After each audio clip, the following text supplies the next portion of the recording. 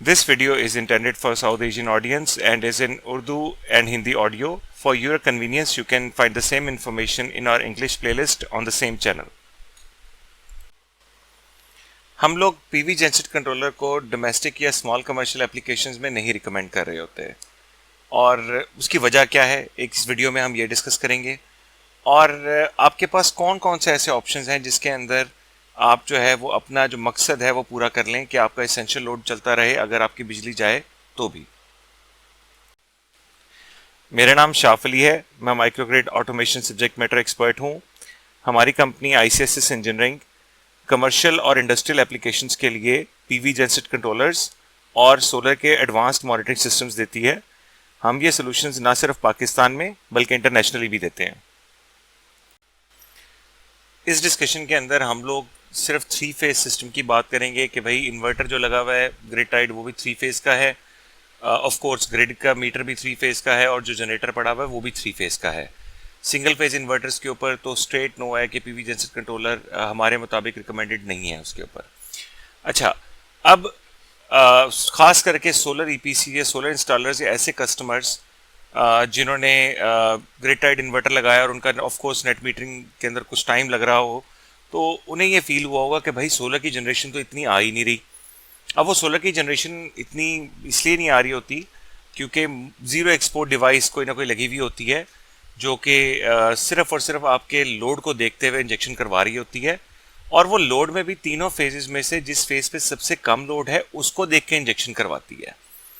अब ये तो हम बात कर रहे हैं ज़ीरो एक्सपोर्ट डिवाइस की कि ज़ीरो एक्सपोर्ट डिवाइस लगा के लोगों को शुरू में ऐसा फील होता है कि जैसे उनके साथ धोखा हुआ है या सोलर कंपनी ने जो है ना उनके साथ कुछ प्रॉपरली कमिट नहीं किया या उनके सिस्टम के साथ कोई मसला है, जबकि ऐसा नहीं हो रहा होता। हो ये रहा होता है कि अगर एक मिसाल है कि आपके तीनों फेजेस में से एक फेज़ के ऊपर लोड कम है बाकी दोनों फेजेस के निस्बत और आपकी सोलर की जो इंजेक्शन है वो ज़्यादा हो रही है तो जिस फेज़ पे सबसे कम लोड है रिवर्स आपके ग्रिड के मीटर को जाएगा भी सबसे पहले उसी फेज़ के ऊपर, जिसकी वजह से अब आपके जो कन्वेंशनल मीटर लगे हुए होते हैं वो उस मीटर को नहीं पता होता कि बिजली जो है वो ग्रिड से आपके घर की तरफ या आपके एप्लीकेशन की आपकी साइट की तरफ आ रही है या आपकी साइट से वापस जा रही है। वो यही समझता है कि जी आप उससे बिजली ले ही रहे हैं तो अगर आपकी एक्सेस प्रोडक्शन होती है रिवर्स जाता है तो वो आपके बिल में लग कर आ जाता है। इसीलिए ज़ीरो एक्सपोर्ट डिवाइस लगाई जाती है और zero export device of course जैसे मैंने बताया जिस फेज पे सबसे कम लोड है उसकी बेसिस पे चल रही होती है। अब जो पीवी जेनसेट कंट्रोलर है वो आपकी ज़ीरो एक्सपोर्ट डिवाइस से भी ज़्यादा सेंसिटिव है क्योंकि इसने हमेशा पहले ये इंश्योर करना है कि आपके जनरेटर पे कम से कम तीनों फेजेस पे एक ख़ास लोड हो जो कि आपके जनरेटर की सेहत के लिए बहुत ज़रूरी है। इस वजह से जब मैंने जैसे कहा कि अगर ज़ीरो एक्सपोर्ट के केस के अंदर लोग इतना तंग हो रहे होते हैं तो पीवी जेनसेट कंट्रोलर के केस में तो उनको कुछ खास फ़ायदा होने नहीं वाला क्योंकि वो तो और ज़्यादा सेंसिटिव है। अच्छा, ये तो थी प्राइमरी रीज़न जिसकी वजह से हम लोगों को रिकमेंड नहीं करते हैं। अब हम और फिर हम बात कर लेते हैं कि अच्छा जी अगर लोड को बैलेंस कर लिया जाए तो लोड के बैलेंसिंग ऑफ कोर्स एक बहुत अच्छी प्रैक्टिस है। उसके अंदर डोमेस्टिक या स्मॉल कमर्शियल के अंदर अमूमन होता ही है कि सिंगल फेज लोड ज़्यादा होते हैं और आप जितना मर्जी सिंगल फेज लोड बैलेंस कर लें स्टिल आपका जो एवरेज रनिंग लोड है वो जो है वो सेटिस्फाई नहीं हो पाता। ये टोटली डिपेंड करता है कि आपकी किस कमरे के अंदर AC चल रहा है नहीं चल रहा। लेट से आप कहते हैं कि जी मैं तो तीनों फेजेस के ऊपर सेम रेटिंग का जो है वो या सेम टनेज का जो है वो एक AC डाल देता हूँ और उसको कर लूँगा, पर आप स्टिल ये गारंटी तो नहीं कर सकते कि उस टाइम पे उनके कंप्रेसर्स भी चल रहे होंगे, कभी कंप्रेसर चल रहे हैं कभी बंद हो रहे हैं, तो आप एवरेज लोड को प्रैक्टिकली बैलेंस नहीं कर सकते। बस एक ख़ास हद तक कि आप अपने कनेक्टेड लोड को बैलेंस कर सकते हैं। दूसरी रीज़न जो जिसकी वजह से हम रिकमेंड नहीं करते वो होता है कि अमूमन जो घरों के अंदर जनरेटर पड़े हुए होते हैं स्मॉल कमर्शियल में जो जनरेटर पड़े हुए होते हैं वो वेल मेंटेन्ड नहीं होते। जब वेल मेंटेन्ड नहीं होंगे प्लस एक और रीज़न ये भी है कि भाई उनके ऊपर अमूमन ना इलेक्ट्रॉनिक गवर्नर नहीं लगा होता, तो जब लोड पड़ता है या लोड कम होता है या लोड अनबैलेंस होता है तो उस सूरत के अंदर जनरेटर की फ्रीक्वेंसी या तो बहुत ऊपर निकल जाती है बहुत नीचे निकल जाती है। टेक्निकली हम लोग इसको फ्रीक्वेंसी हंटिंग कहते हैं कि जनरेटर जो है ना फ्रीक्वेंसी हंटिंग कर रहा है। अगर मैं नॉन टेक्निकली या सादे अल्फाज में बात करूँ तो आपका जनरेटर आवाज़ें मारता है कि कभी उसकी आवाज़ बढ़ जाती है कभी उसकी आवाज़ कम हो जाती है, एक्चुअली वो फ्रीक्वेंसी हंटिंग कर रहा होता है। अब कुछ लोग ऐसे हैं जो कि इस निटी ग्रिटी के अंदर भी जाने थे कि जी हम लोग तो बैलेंस अपना लोड करके छोड़ेंगे, एवरेज लोड को भी। तो स्टिल हमारी प्रोफेशनल रिकमेंडेशन ये होती है कि a lot of pain with no gain, खास फायदा नहीं होगा। अब यहाँ पे मैं एक डिस्क्लेमर भी दे दूं कि ज़रूरी नहीं कि तमाम घरों का या तमाम डोमेस्टिक एप्लीकेशंस का लोड एक तरह से सेम हो। देयर आर सम सिनारियोज कि जहाँ पे पीवी जेनसेट कंट्रोलर आपके केस में एप्लीकेबल हो। मैं इसी वीडियो के डिस्क्रिप्शन में एक लिंक दे रहा हूँ कि जहाँ पे आप खुद से आइडेंटिफाई कर सकते हैं कि आपके लिए पीवी जेनसेट कंट्रोलर जो है वो प्रोडक्टिव होगा या नहीं होगा। इन द एंड आपसे बेहतर ना तो आपके लोड को कोई समझता है, और आपको जिस तरह का रिटर्न चाहिए उसको भी आपसे बेहतर कोई नहीं समझता। तो it will help you out. अभी हम लोग कुछ और सिनारियोज अलबत्ता ज़रूर कंसिडर कर लेते हैं कि भाई अगर आप लोग लेट्स से जो लोग सुन रहे हैं कि अगर वो डोमेस्टिक एप्लीकेशन उनकी है या उनकी स्मॉल कमर्शियल एप्लीकेशन है, तो आप घबराए मत, कुछ और ऑप्शंस ऐसे हैं जिनसे शायद आपका गुजारा हो जाए, आपका काम चल जाए। हम उनको डिस्कस करते हैं। पहली कंसिडरेशन ये है कि खास करके वो लोग जिन्होंने अभी तक जो है वो किसी किस्म की इंस्टॉलेशन नहीं की, वो एक काम ये भी कर सकते हैं कि दे शुड रियली कंसिडर कि हम लोग जो है वो ग्रिड टाइड इन्वर्टर की बजाय ऑफ ग्रिड इन्वर्टर लगा के ही अपना काम कर जाए। अब उस सूरत के अंदर फ़ायदा ये है कि एसेंशियल लोड्स आपके चल जाएंगे, आपके पास बैटरी बैकअप भी एक खास हद तक होगा, पर आप नॉन एसेंशियल लोड्स अपने नहीं चला पाएंगे, टॉर्क लोड्स नहीं बर्दाश्त कर पाएगा। ये उसका नुकसान है ऑफ कोर्स। प्लस अगर आपकी एक्सेस पावर बन रही है, आप उसको उतना इस्तेमाल नहीं कर पा रहे, तो ऑफ कोर्स एक ऑफ ग्रिड इन्वर्टर जो है वो आपके ग्रिड को फीडबैक नहीं करेगा। मैंने यही आपको इसी वीडियो के डिस्क्रिप्शन में एक लिंक मिल जाएगा जहां पर आप एक्चुअली समझ पाएंगे कि ग्रिड टाइड सोलर टेक्नोलॉजी है क्या, क्या डिफरेंस है चार्ज कंट्रोलर्स की अप्रोच के अंदर ऑफ ग्रिड इन्वर्टर्स में, ऑन ग्रिड इन्वर्टर्स में और हाइब्रिड इन्वर्टर्स में। तो अगर आपने अभी तक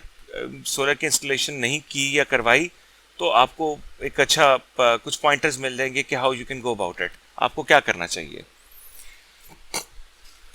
दूसरी कंसिडरेशन है कि आप हाइब्रिड सोलर इन्वर्टर लगा सकते हैं instead of grid tied inverter. Hybrid solar inverter का फ़ायदा जो सबसे पहला है वो यही कि आपके पास बैटरी बैकअप है, आपके पास स्टोरेज है, आपका जो है अगर आपका लोड कम है तो आप जो है वो एक्सेस पावर जो है ग्रिड की मौजूदगी में आप ग्रिड को फीडबैक भी कर सकते हैं, ये भी फ़ायदा है। और जो बहुत अच्छे हाइब्रिड इन्वर्टर्स होते हैं उसके अंदर तो इवन जनरेटर की पोर्ट भी एक उन्होंने दी हुई थी, जनरेटर की इनपुट पोर्ट, और वो स्मार्ट इनफ होते हैं, आप उनको स्केड्यूल कर सकते हैं कि अच्छा कितनी मेरी बैटरी का एसओसी रह जाए या मेरी बैटरी का कितना वोल्टेज रह जाए तो तुम जनरेटर को स्टार्ट करवा दो, कितनी देर तक उसको चलाई रखो, कितनी देर के बाद उसको बंद कर दो। आप इस तरह की स्केड्यूलिंग उमूमन उसमें कर सकते हैं।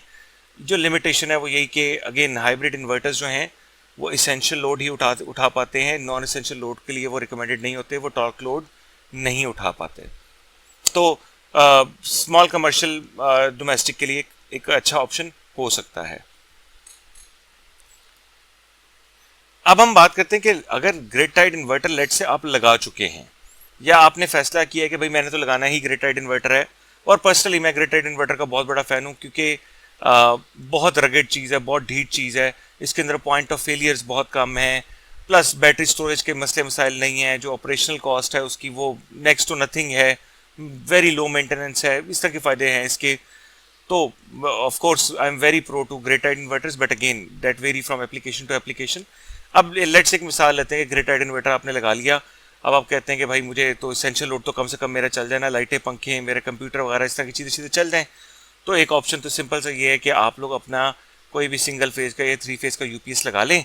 तो आप जो ग्रिड टाइड इन्वर्टर है आप उसका फ़ायदा उठा लेंगे कि जी नेट मीटरिंग भी आपकी हो जाएगी, आप ग्रिड को रिवर्स फीड भी कर पाएंगे, आपका बिजली का बिल भी कम हो जाएगा, प्लस आपका यूपीएस जिस भी रेटिंग का है और अपना बैटरी बैकअप जितना उसके साथ रखा हुआ है आप उसके लिहाज से अपना इसेंशियल लोड भी चला पाएंगे।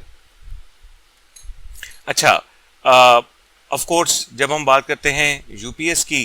तो उसकी रेटिंग अगेन मैटर करती है कि आप उसके ऊपर कितना लोड डाल सकते हैं। अमूमन बहुत थोड़ा लोड, यानी कि जो डोमेस्टिक कमर्शियल एप्लीकेशन में यूपीएस छोटे ही होते हैं।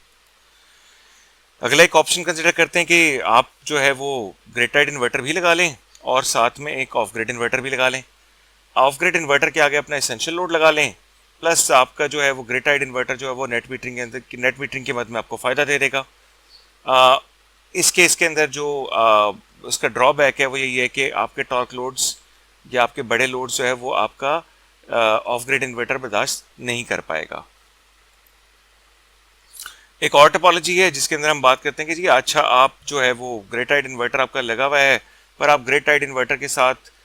जो है वो एक हाइब्रिड इन्वर्टर भी लगा लेते हैं। ये डोमेस्टिक में, स्मॉल कमर्शियल में मेरे ख्याल में बहुत ही प्रैक्टिकल अप्रोच है अगर कोई अफोर्ड कर सके। उसके अंदर आपको बहुत फीचर्स मिल जाते हैं कि एसेंशियल लोड भी चल जाता है, दोनों इन्वर्टर्स अगर ग्रिड है आपकी एक्सेस पावर बन रही है तो दोनों ही रिवर्स फीड भी कर रहे हैं ग्रिड को, वो भी आपको एक फ़ायदा हो गया। और प्लस अगर आप बहुत अच्छा हाइब्रिड इन्वर्टर लगाएंगे तो ऑफ कोर्स आप जनरेटर से इनपुट भी ले सकते हैं, उससे जनरेटर को साथ में स्केड्यूल भी कर सकते हैं। तो आपका एक अच्छी अप्रोच है, प्रैक्टिकल अप्रोच है और ये आपको अच्छा फ़ायदा दे सकती है। जैसा वीडियो आपने अभी देखा वैसे ही आपको पीवी माइक्रोग्रिड डिज़ाइन से रिलेटेड, पीवी जेनसेट कंट्रोलर से रिलेटेड, सोलर स्काडा मॉनिटरिंग से रिलेटेड और वीडियो के लिंक्स भी आपको इस वीडियो के डिस्क्रिप्शन में मिल जाएंगे। आप हमारा YouTube के चैनल के ऊपर मल्टीपल प्लेलिस्ट ब्राउज कर सकते हैं जहां पे जितने एनर्जी पीके पीवी जेनसेट कंट्रोलर से रिलेटेड प्रोजेक्ट्स एग्जीक्यूट हुए हुए हैं उनकी प्रोफाइल आपको मिल जाएगी। मज़ीद इन्फॉर्मेशन भी आप ले सकते हैं www.icssww.com विजिट करके। लोकल और international inquiries PV genset controller के लिए, उसके लिए हमने गूगल फॉर्म का एक लिंक दिया हुआ है, आप हमें वो रिक्वायर्ड इन्फॉर्मेशन दें, सबमिट करें और हमारी टीम आपके साथ अलाइन हो जाएगी कि आपको सबसे ज़्यादा कौन सा सोल्यूशन सूट करता है और उसकी कॉस्टिंग क्या होगी। हम सोलर की ऑपरेशन एंड मेंटेनेंस के लिए एक डिटेल्ड मॉनिटरिंग सिस्टम देते हैं जिसको हम पीवी स्काडा मैक्स कहते हैं। ये मीडियम लार्ज या वेरी लार्ज लेवल पे जो ग्रिड टाइड सोलर की इंटीग्रेशन होती है किसी कमर्शियल या इंडस्ट्रियल एप्लीकेशन में, उसके लिए प्रैक्टिकल है। इसके जो मेजर फीचर्स हैं वो ये कि ये हाईली स्केलेबल है, ये इवन 100 किलोवाट से लेके गीगावाट्स तक के प्रोजेक्ट के ऊपर ये वाला जो पीवी स्काडा मैक्स सिस्टम है ये चल जाता है। ये रियल टाइम मॉनिटरिंग दे रहा होता है कि इनके हर इन्वर्टर की किसी भी स्ट्रिंग के ऊपर इस टाइम पे चल क्या रहा है।